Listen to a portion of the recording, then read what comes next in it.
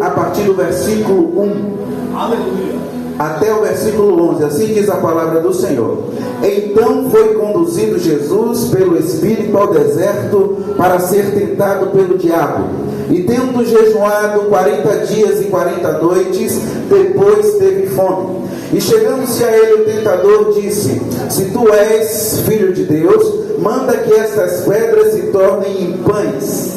Ele, porém, respondendo, disse: está escrito, nem só de pão viverá o homem, mas de toda a palavra que sai da boca de Deus. Então o diabo o levou à cidade santa e colocou-o sobre o pináculo do templo e disse-lhe: se tu és o filho de Deus, lança-te daqui abaixo, porque está escrito que aos seus anjos dará ordem a teu respeito e tomar-te-ão nas mãos, para que nunca tropeces em alguma pedra.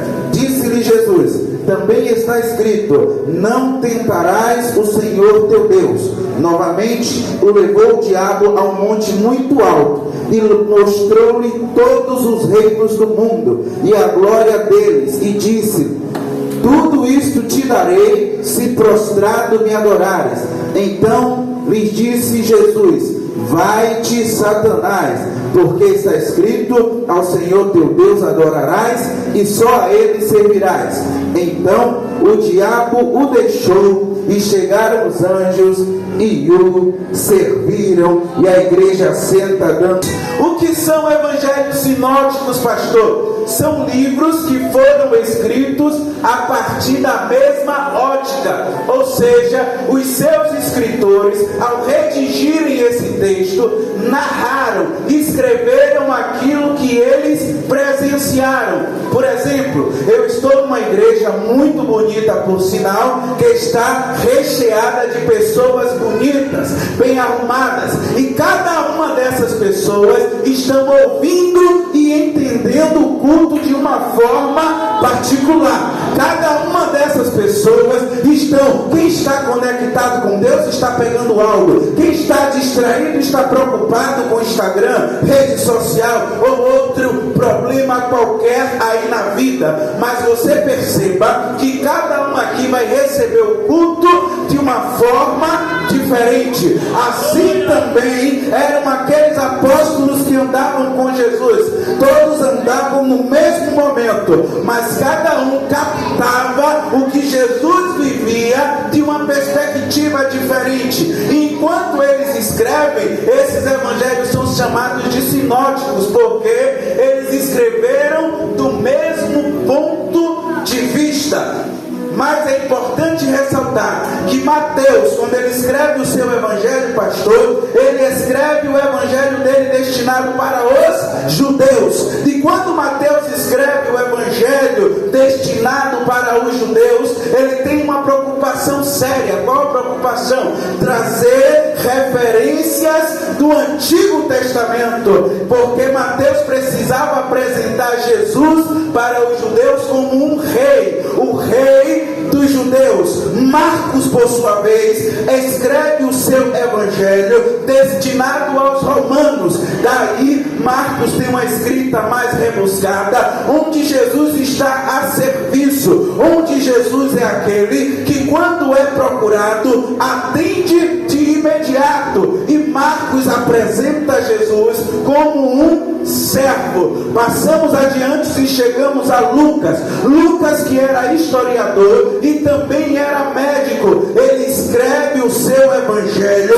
destinado aos gregos. E quando ele escreve destinado aos gregos, que eram pessoas cultas, intelectuais, Lucas apresenta Jesus como sendo 100% homem e 100% Deus. Então Lucas escreve apresentando Jesus como um varão perfeito, em quem não tinha pecado, em quem não tinha mácula, e ele destina, como eu disse, a sua escrita aos gregos. No entanto, João, o evangelista do amor, quando ele escreve o seu evangelho, o evangelho segundo João, ele não escreve para uma população específica, não. Ele escreve este evangelho voltado para toda a humanidade. Por isso que o evangelho de João é chamado de evangelho universal, e ele apresenta Jesus não como servo, não como homem perfeito, e nem como rei dos judeus. João, ele apresenta Jesus como sendo o próprio Deus encarnado na terra. Daí ele escreve: no princípio era o verbo, e o verbo estava com Deus, e o verbo era Deus, e o verbo se fez carne e habitou entre os homens. Eu volto para Mateus, e aqui eu inicio a mensagem. Quando Mateus ele começa a escrever o seu evangelho, ele começa descortinando uma genealogia. O que é uma genealogia, pastor? Genealogia é uma referência da família. Então Mateus começa dizendo: fulano gerou Beltrano, Beltrano gerou Ciclano, que gerou alguém. Vai trazendo a linhagem de Abraão até de Adão, melhor dizendo, até chegar a Jesus. E quando ele começa descortinando essa genealogia, Mateus traz pelo menos 3 grupos de 14 pessoas que chegaram até o nascimento de Jesus. E no evangelho segundo escreveu Mateus, ele vai apontar que quando é anunciado que Jesus ia nascer, ele traz essa genealogia. Seguido da genealogia, ele diz que 3 reis magos se apresentaram a Herodes e procuraram Herodes, pastor Fabrício, para dizer: Herodes, eu recebi uma notícia de que iria nascer um novo rei para os judeus. E Herodes fala: onde está esse rei? Porque aqui no palácio não tem nenhuma mulher grávida. De onde vem esse rei? Os magos reis olham para ele e dizem: eu não sei, mas está escrito que uma estrela nos conduzirá. Herodes olha para eles e diz: façam o seguinte, vocês vão sair do meu palácio e vão percorrer por toda Nazaré, por toda Jerusalém, por toda essa região, para encontrar esse rei que está para nascer. O texto sagrado vai dizer que esses homens encontraram uma estrela que guiou ali até aquele estaleiro, aquele estábulo, onde estava José, Maria, e que Jesus acabaram de nascer. E eles presenteiam Jesus, presbítero do mundo, com ouro, incenso e mirra. Quais foram o presente? Incenso e mirra. Presentearam com esses 3 itens. A Bíblia vai dizer que se passa um ano, eles não voltam para falar Herodes. Passam 2 anos, eles não voltam. Diante dessa circunstância, Herodes baixa um decreto, e nesse decreto de Herodes, ele vai dizer que toda a criança de 2 anos abaixo deveria ser morta. Por quê?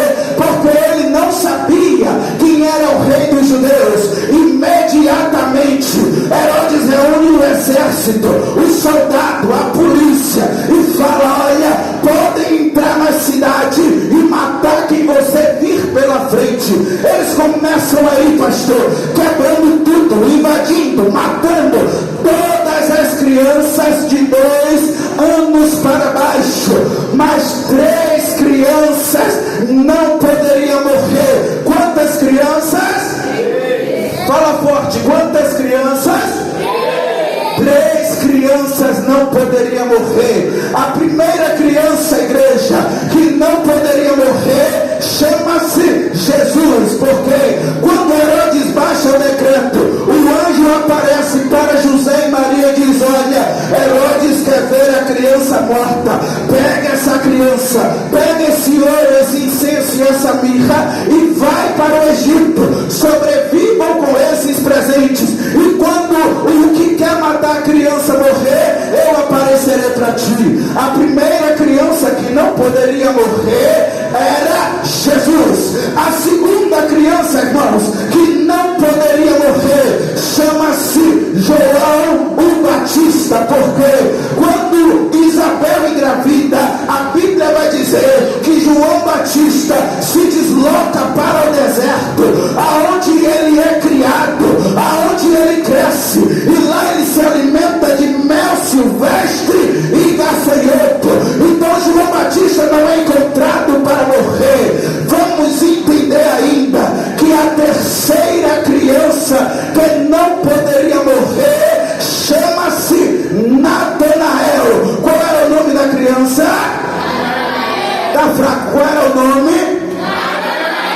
Daí o motivo para um dia Jesus está realizando um culto, pastor, e de repente Jesus para o culto, olha para Natanael e diz: eis aí um judeu em quem não há dolo, eis aí um judeu em quem não há pecado, eis aí um judeu que ninguém engana. Natanael não entendeu. Natanael olha para Jesus, chama Jesus, Jesus se aproxima. Natanael chega no ouvido de Jesus e fala: de onde você me conhece? Como é que você sabe que ninguém me engana? Como é que você sabe que eu não tenho dolo? Jesus fala para Natanael: Natanael, quando você estava debaixo da figueira, eu lhe vi. Quando Natanael escuta isso, presbítero Edmundo, ele fica atônito, surpreso, ele se ajoelha e começa a chorar. As pessoas começaram a perguntar: o que foi que esse homem fez debaixo da figueira? Outros pensavam e falavam: e de onde Jesus conhece ele para dizer que viu ele embaixo da figueira? E aí Jesus narra que, segundo a história, há 30 anos atrás, quando Herodes baixou o decreto para matar todas as crianças, Natanael tinha nascido, e os soldados estavam invadindo a cidade, quebrando tudo, derrubando, e de repente, quando os soldados estão chegando, a mãe de Natanael vê eles vindo de longe, pega a criança, corre para o quintal, mexe umas folhas, coloca a criança embaixo das folhas, cobre ela, e quando ela está voltando, está chegando a polícia. Eu quero imaginar como se fosse a Rondesp a perto. Eles chegam violento e saem quebrando tudo, derruba fogão, levanta a geladeira, rasga sofá. Você sabe como eles chegam. E aí eles procuram, olham para a mãe de Natanael e diz: cadê a criança? Ela diz: não tem criança. Eles procuram, vão para o quintal, passam embaixo da figueira de um lado, baixam debaixo da figueira para o outro lado. A criança não chora, a formiga não morde a criança. 30 anos depois, Jesus olha para Natanael e diz: sabe por que você não morreu? Porque eu te vi e eu te livrei. Levanta a mão para receber, levanta a mão para receber, levanta a mão, olha. Eu poderia lhe chamar de milagre, de livramento, porque aqui não era para você estar, era para você morrer afogado, era para você ter morrido de choque elétrico, era para aquele tiro, aquela facada lhe matar, mas Deus te livrou. E Ele te diz: enquanto você está aqui, eu vou lá na sua casa, eu livro seu filho, eu livro sua filha, eu guardo a sua família. Se você recebe essa palavra, dá uma glória.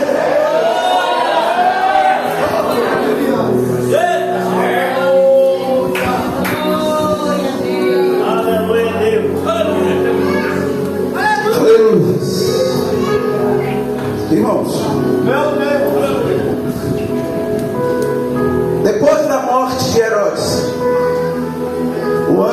aparece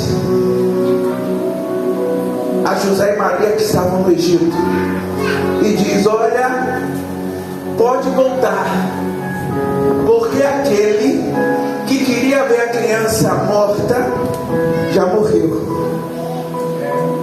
Eles se arrumam e voltam e vão para uma cidade, um vilarejo chamado Netzer ou Nazaré. E lá em Nazaré, José abre uma carpintaria e coloca na placa da carpintaria: carpintaria do Youssef, carpintaria de José. E Jesus começa a trabalhar com o pai, com José, e aprender o ofício, a profissão de carpinteiro. Passa-se o tempo, José morre, pai de Jesus aqui na terra, o marido de Maria. E quando José morre, quem assume a carpintaria? Jesus, porque ele era o mais velho, e por ser o primogênito, ele tinha que sustentar agora a mãe e os irmãos. Jesus começa a trabalhar na carpintaria. Quando chega da idade de 30 anos, eu vou adiantar porque o tempo já foi. Quando chega na idade de 30 anos, Jesus fecha as portas da carpintaria e diz: agora eu vou cumprir o que meu Pai do céu mandou. Escuta isso aqui.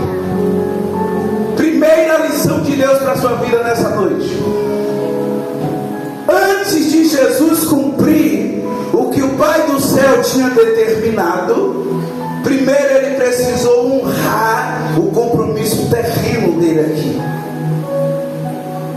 Você não entendeu? Vou repetir. Não, a Bíblia vai dizer que o Espírito é sujeito ao profeta. A mesma Bíblia vai dizer que o primeiro ministério começa em casa. Agora vocês pegaram, aleluia. Como é que você quer ser? Pensa na igreja se você está sendo uma maldição em casa.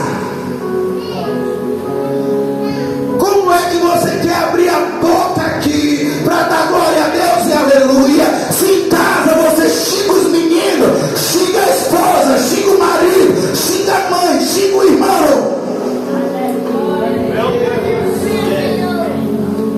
O primeiro ministério começa em casa. E para Jesus ir cumprir o ordenamento do Pai do céu, ele precisou cuidar da mãe e dos irmãos. E aí 30 anos se passam. Jesus levanta, fecha a loja e vai na direção do Rio Jordão. E quando Jesus está chegando no Rio Jordão, pastora, está ali um pregador chamado João o Batista, que batizava e pregava, e a pregação dele era: arrependei-vos e crede no Evangelho, porque eu hoje vos batizo com água, mas virá um maior do que eu, que vos batizará com o Espírito Santo e com fogo. Este aí eu não sou digno de desatar as sandálias dos pés. E enquanto João Batista pregava, Jesus aparece no alto do Jordão. João Batista olha e diz: é ele. O povo pergunta: é ele o quê? João diz: é dele. O povo diz: é dele o quê? João diz: é ele. Aí é o que, João? Ele é o Cordeiro de Deus que tira o pecado do mundo.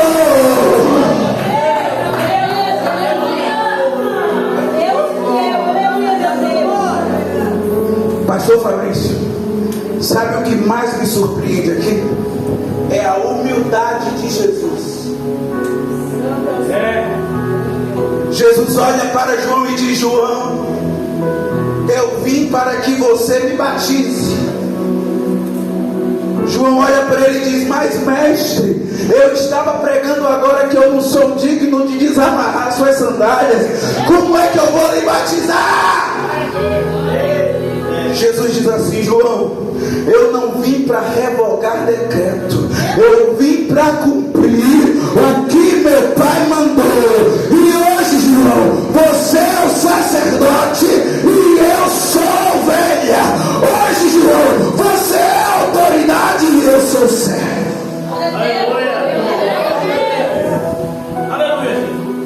Três coisas acontecem na vida de quem é obediente. Quantas coisas? Quem está comigo aí, dê um aleluia aí. Diga: eu estou aqui. Observe. A primeira coisa que acontece na vida de quem é obediente, a Bíblia vai dizer que quando Jesus é emergido às águas presbíteras do mundo e ele sobe, a Bíblia vai dizer que o céu se... Ei, rapaz, escuta isso aqui. Você tem pastor, você tem liderança. Quando você obedece a sua liderança, quando você obedece o pastor, não sou eu que está dizendo, não, é a Bíblia. Quando você obedece, o céu se abre para a sua vida. Aí as pessoas lá fora não vão entender. Missionária Tatiana, as pessoas vão olhar e vão dizer assim: ó, por que Deus só faz na vida dela? Por que Deus só faz na vida dele? Era para ele estar aí, ó, sofrendo. O filho dele está envolvido com droga, com tráfico, mas ele se arruma, veste uma roupa social, passa um perfume e vem para a igreja buscar. Porque ele está em obediência.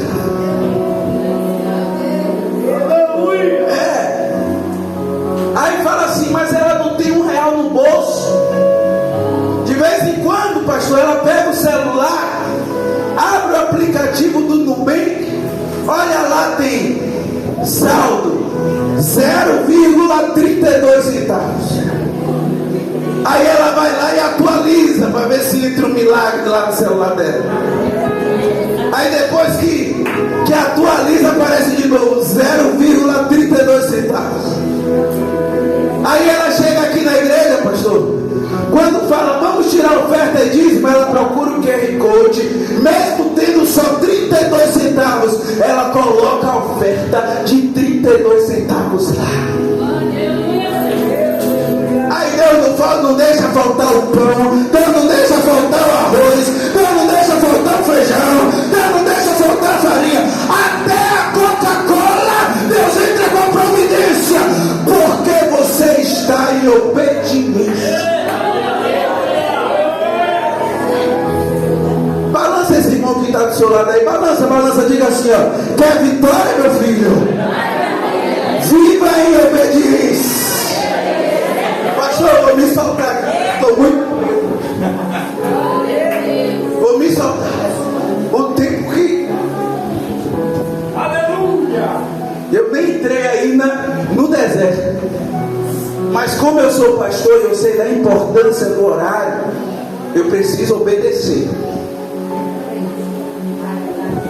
A segunda coisa que acontece na vida de quem tem uma vida de obediência, o texto sagrado vai dizer que é o Espírito Santo, pastor, desceu, ó, como uma pomba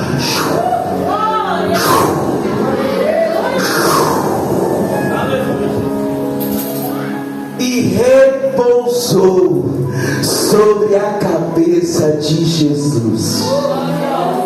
Eu não entendi, escuta isso aqui. Quem vive uma vida de obediência vive cheio do Espírito Santo.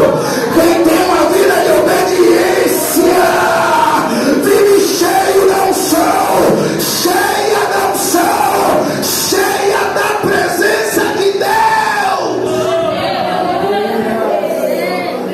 Perceba isso aqui. Você lembra de Davi? Davi desobedeceu, pecou. Quando ele se arrependeu,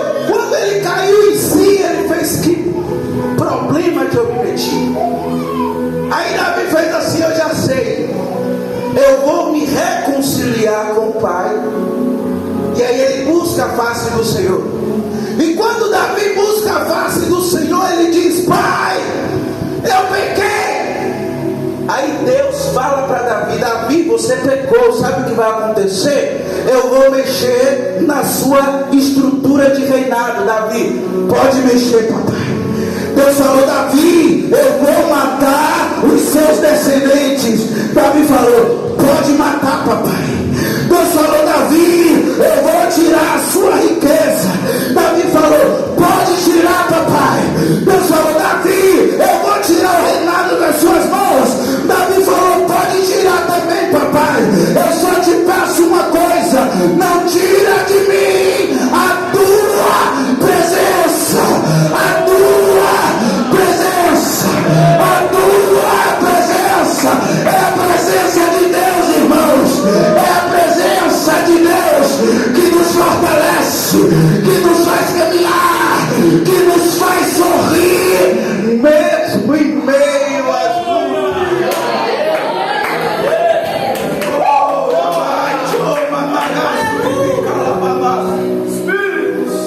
É a presença de Jesus. E quem veio aqui por causa dessa presença, dá um lado de forte. É a presença. E para fechar, já são 9 horas. Em respeito à liturgia da igreja, eu vou encerrar, mas a mensagem não está completa. O terceiro passo, para quem tem uma vida de obediência, o texto sagrado vai dizer que Deus se levantou do seu trono, olhou para a terra e bradou, dizendo: este é o meu filho amado, de quem eu muito me agrado. Receba isso aqui, ó. Quem tem uma vida de obediência, Deus não se cala. Deus se levanta do trono para fazer justiça por você. Satanás olhou e viu que passou 30 anos da vida de Jesus e pensou: não tem mais salvação, não tem mais cumprimento de promessa, porque o profeta Isaías disse que nasceria o Messias, que Jesus nasceria para redimir o homem do pecado. Então Satanás falou: agora acabou, não tem jeito, já passaram 30 anos, essa história não vai mudar, essa realidade vai ficar do mesmo jeito. Seu pai era assim, sua avó era assim, seus irmãos são assim, não tem jeito. Mas Deus diz na sua palavra que Ele não é homem para que minta, e nem filho do homem para que se arrependa. Se Ele prometeu, Ele vai cumprir. Se Ele prometeu, Ele vai cumprir, porque Ele é fiel. E quando Satanás achou que acabou, Deus abriu o céu e disse: daí, Satanás, o meu filho amado, que vai cumprir o meu propósito. Foi louvado aqui. Eu vou fechar. Foi louvado aqui que Deus é fiel. Foi dito aqui durante o louvor que ainda que sejamos infiéis, Deus permanece fiel. E essa noite Deus me trouxe aqui nesta igreja para usar a minha vida para te lembrar que o que Ele prometeu não está esquecido. Se você soubesse que essa luta vai passar, se você soubesse que a transformação vai chegar, se você soubesse que Deus, enquanto você está aqui, Deus já foi lá, já avisa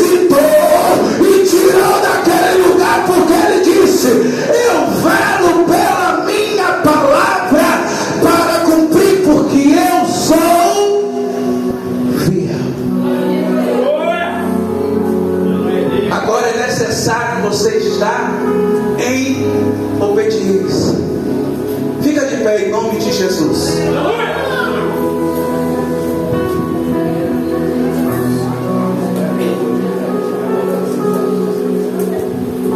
Aleluia. Levante a mão assim, as duas mãos. As duas mãos.